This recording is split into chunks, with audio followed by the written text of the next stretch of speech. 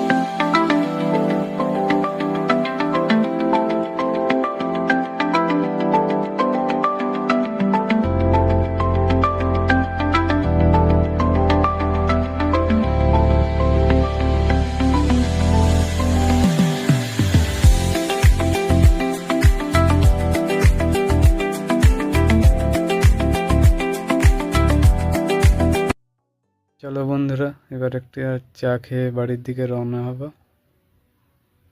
Bye bye, দেখা হবে পরের ভিডিওতে।